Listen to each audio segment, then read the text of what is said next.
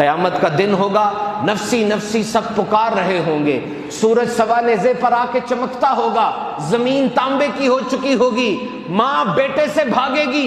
اس وقت کون ہوگا جو آرام میں ہوگا، راحت میں ہوگا، سکون میں اور چین میں ہوگا؟ وہ جتنا جو حضور کے قریب ہوگا اتنا ہی سکون اور چین میں ہوگا۔ اور کون ہوگا حضور کے قریب؟ وہ خوش نصیب جو زندگی میں آپ پر درود و سلام پڑھتا ہوگا۔ کیا آپ کو پتا ہے کہ حضور کی بارگاہ میں درود و سلام کتنے انداز سے پیش ہوتا ہے؟ میں ایک دفعہ پڑھتا ہوں، صلی اللہ تعالی علی محمد، ایک دفعہ پڑھا میں نے درود پاک۔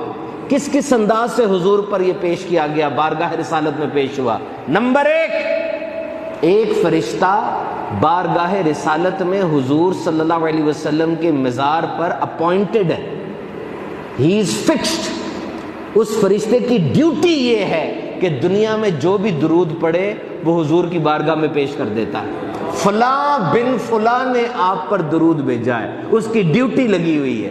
اور دوسرا، کچھ فرشتے سیر و سیاحت کر رہے ہیں، they are the patrolling force, patrol کر رہے ہیں، گھوم رہے ہیں، اور جو بھی درود پڑتا ہے وہ درود لیتے ہیں، حضور کی بارگاہ میں جا کر پیش کر دیتے ہیں۔ ایسا نہیں ہے ڈاکیے کی طرح یا کوریئر کی طرح کہ سارے دن کی ڈاک اکٹھی کی اور شام کو لے گئے، نہیں، اتنی سپیڈ ہے اس فرشتے کی کہ ایک دفعہ درود پڑھو گے لے کر جائے گا، پھر واپس آئے گا، پھر لے کر جائے گا۔ اور یہ سننے کے بعد ذرا سوچو، یہ شان ہے خدمت گاروں کی، سرکار کا عالم کیا ہوگا۔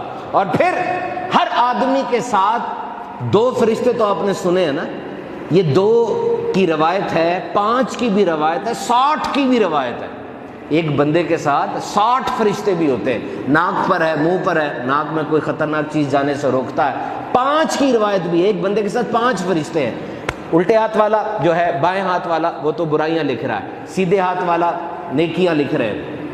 ایک فرشتہ سینے کے سامنے ہوتا ہے جو کہ انسان کو نیکی پر ابھارتا ہے، نیکی کی تلقین کرتا ہے۔ ایک پشت پر ہوتا ہے، پیٹھ کی طرف، جو کہ برائی سے روکتا ہے۔ ایک پیشانی کے سامنے ہوتا ہے فرشتہ، یہ پیشانی کے سامنے والا جب ہم درود پڑھتے ہیں حضور کی بارگاہ میں درود پیش کرتا ہے، حضور پر اعمال پیش ہوتے ہیں تو وہ جو مزار پر فرشتہ ہے وہ بھی درود پیش کر رہا ہے، جو سیر و سیاحت کر رہے ہیں وہ بھی درود پیش کر رہے ہیں، یہ پیشانی والا بھی درود پیش کر رہا ہے۔ کتنی بڑی سعادت کی بات ہے۔ آؤ جھوم کر ایک دفعہ سرکار پہ درود بھیج لیتے ہیں، صلو علی الحبیب صلی اللہ تعالی علی محمد۔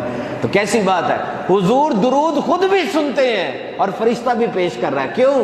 یہ درود پڑھنے والے کی حوصلہ افزائی ہے کہ تیرا درود فرشتے کی زبان سے حضور کی بارگاہ میں پیش ہو رہا ہے۔ تو جب حضور خود سنتے ہیں تو یہ فرشتہ کیوں پیش کرتا ہے؟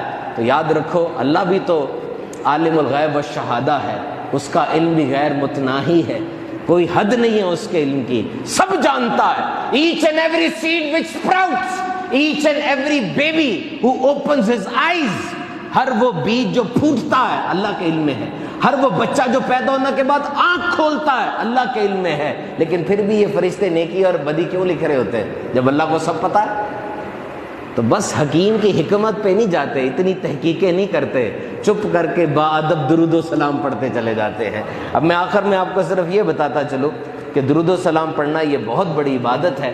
پچھلی دفعہ ہم نے نیت کی تھی سب نے کہ انشاءاللہ ہم ہر روز مغرب کے بعد سورہ ملک کی تلاوت کیا کریں گے۔ تو آئیے آج نیت کر لیتے ہیں کہ دیکھو میرے آقا کی بارگاہ میں درود پیش ہوتا ہے، کتنی بڑی بات ہے نا۔ اگر پتہ چل جائے ابھی کہ ابھی ہمارا خط یا ہماری کوئی جملہ ملک کے وزیر اعظم کو ملی ہے، خوشی تو ہوگی، بڑا آدمی ہے، لیکن یہ بات کہ ہمارا درود خود حضور نے سنا ہے، بتائیے اس سے بڑھ کر خوشی کی کیا بات ہے۔ نیت کریں کم از کم روزانہ 313 مرتبہ درود و سلام کو اپنی عادت بنائیں۔